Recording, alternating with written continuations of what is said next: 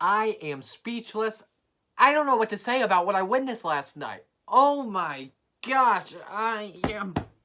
What the hell was that? So the Monaco Grand Prix, canceled. The Indy 500, postponed to August. So what does this pandemic give us? The Coke 600 without fans. We get to deal with the rain delay again, but it has a completely different feeling than last week. Obviously, we know why we're racing 600 miles to honor the fallen heroes that sacrificed their lives. But talking about the race itself, where do we start? Oh yeah, why would you pit? 3 laps to go and the yellow comes out after Chase's teammate William Byron spun. And before they come to overtime, Chase gets called to pit. I am shocked and surprised. The number 9 team, bad luck once again. He pretty much gave the race up. Well, I shouldn't say he as in Chase. He as in crew chief Alan Gustafson. Gave the race up to Brad Keselowski. And he gets his first win of the year in his final race with Miller Lite as a primary sponsor. But then it gets crazier. About 2 a.m. in the morning, I'm working on the script and then going through my tweet deck on Twitter, and Jimmy Johnson fails post-race inspection. He was supposed to finish in second spot, but failed post-race in the rear alignment area. Now, as I'm recording this, they can appeal until noon, I think, Tuesday or noon Monday. I'm not sure, though. Elliott, though, came home in third. He got bumped to the runner-up spot. It's still awesome, though, seeing Brad Keselowski win, especially with Miller Lite behind on the hood of the number 2, and it's their final race sponsoring. It's a legendary scheme. I'll show you what I'm talking about. I mean, look at how iconic these cars are. We got the 2012 Patriotic car of the year. He won the championship. The 2013 164, I think this may be 2014 because of how the, it's probably not in focus that well, but the, I think that should be in focus now, but the hood, or the windshield, I should say. And then we got the 2014 retro throwback all season long. But anyway, getting back to what I was talking about. Brad, though, he thought he was going to lose this race after blowing it many times in the past. And he's been in Chase's shoes before on the bad luck situation. And pretty much the deal that Chase and Alan Gustafson had to deal with. Kind of similar to Ryan Blaney and Todd Gordon in Las Vegas. If you come in, everyone else is going to stay out. If you stay out, everyone else is going to come in, especially on a run with 40 laps of the tires they're using was used. But Jimmy, he ran well all day. Came oh so close to winning at Charlotte. But man, imagine if he won that race and then found out he got DQ'd for that rear alignment. Oh my gosh, that would have been crazy. But anyway, Hendrick cars as well did well today. All 4 cars were inside the top 10 at one point. And Alex Bowman as well won stages 1 and 2. I'm going to get to him at the end of the video as well.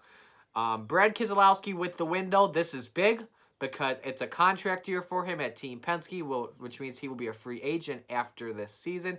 And if you look at last year's Indianapolis 500 when Simon Pagenaud won for Team Penske, that was a contract year, and Penske immediately re-signed him after. So imagine if Brad gets a contract extension after this Coke 600 win. Roger Penske likes Memorial Day a lot.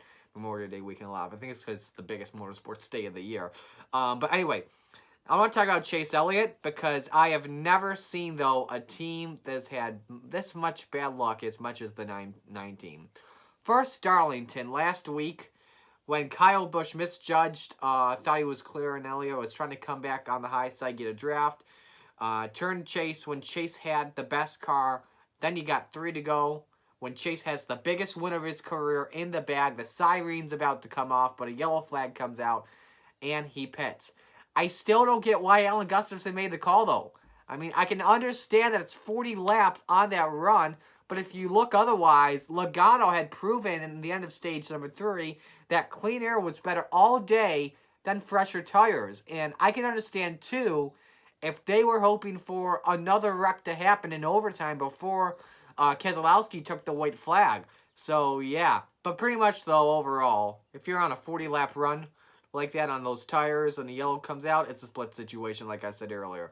You do what the leader doesn't do. So, Yeah, it sucks it's that way, but oh well. Like I said, Ryan Blaney and crew chief Todd Gordon dealt with the same thing. Kind of the same thing with Chase and Allen, because they were in that battle in the final laps at Las Vegas, and they came in. But you know what? Stuff happens. But everyone felt sorry for Chase Elliott, including as well Kyle Busch, who was the first to console Chase and said that he felt really bad for him. So that was really nice of Kyle Busch to do that, especially after the tough times they've had to deal with these past, past 4 or 5 days, I think now. So yeah. Speaking of what I was mentioning, clean air better than tires. That's the next thing I want to talk about there. Interesting scenario in a track like Charlotte where clean air was the way to go, and it was completely better than tires a majority of the race. Joey Logano proved it easily to win stage number 3 of the 600. Alex Bowman got track position after doing a 2-tire stop. I believe that was under yellow flag conditions as well. I'm not too sure about that.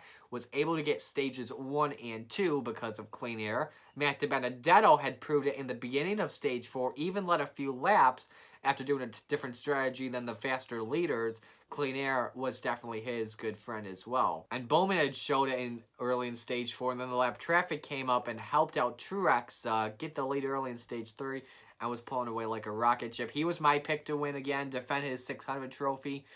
But unfortunately, that was not the case, though. Clean air, though, has been pretty much a man's best friend a majority of the races this season. Is it the high downforce? Is it the 550 horsepower? Is it the air ducts in the car? We're not sure. I want to talk about as well the PJ1 surface or the traction compound. High side, which was used by the Tire Dragon, didn't really kick in until the second half. Early in the race, drivers like Kyle Busch and Matt DiBenedetto had said on the radios that the high line wasn't kicking in one bit, making the low line the way to go, kind of like a typical NR 2003 race, one groove. However, once we got into the second half of the 600, I saw a tweet that said the traction compound, the Tire Dragon, was setting in and getting warmer, which increased the grip on the high line and led to more passing up there and more drivers working it. Drivers started even selecting the high line on the restart. I think it was starting off with Joey Logano about halfway through stage number 3, and it worked out very well for him. Alex Bowman, going back to him, he starts second on Wednesday with William Byron on the pole, and with the car Bowman had Sunday, I have a feeling crew chief Greg Ives is going to say bring it for Wednesday, and Bowman will be my pick to win. Finally, before we get to the vital statistics here of this race here, Denny Hamlin, this was a big story even before we took the green flag. 2 blocks of tungsten ballast fall off of the car. That can even lead to a 4-race suspension of the crew chief, among others. So it will be interesting come Wednesday to see what happens in the penalties. I was looking at a transcript with not the Sprint Cup Series, oh my gosh, with the Cup Series Managing Director, Jay Fabian. They were talking about only Jimmy Johnson failing post-race inspection. There was no question asked by any of the media reporters in the Zoom post-race conference on what would be happening regarding Denny Hamlin. So the vital statistics, we go. Rest of the top 10. Ryan Blaney 3rd, Kyle Busch 4th, Kevin Harvick 5th, Martin Truex Jr. 6th, Kurt Busch 7th, Tyler Reddick 8th, Christopher Bell 9th, and Chris Buescher rounds out the top 10. Another good day for rookies, with Reddick the highest, finishing rookie in the 8th position. The race lasted 4.5 hours for an average speed of 135.042 miles per hour. Margin of victory, 0.293 seconds. 8 yellows for 52 laps, and 20 lead changes among 11 drivers. So we look at the point standings. Brad Keselowski's win moves him 5th in the standings. In the top 3, though, remain unchanged, so Harvick remains in the points lead by 23 points over Joey Logano. Looking at the playoff picture, Clint Bowyer and Jimmy Johnson fell back 4 and 3 spots respectively. For Bowyer, remember, he hit the wall a ton just near the end of stage number 1, and he finished in 39th as a result, originally 40th before Johnson's infraction. Tyler Reddick now has the final playoff spot after him and Byron swapped spots. Brad Keselowski, he gets career win number 31, 4th top 10 of the season. 2nd win at Charlotte. Chase Elliott records his 4th top 10 of the season and at Charlotte. The race as well was the longest race in NASCAR history at 607.5 miles, and it was also Ford's first Coca-Cola 600 win since 2002 when Mark Martin took the 6-2 victory lane. So that's going to do it for this post-race recap. I'm sorry it's half a day late. I will need to get some sleep badly after the long 600 we had. We got the Xfinity Series race tonight. I'll probably do a post-race recap either tonight or tomorrow morning, depending on how long that race goes.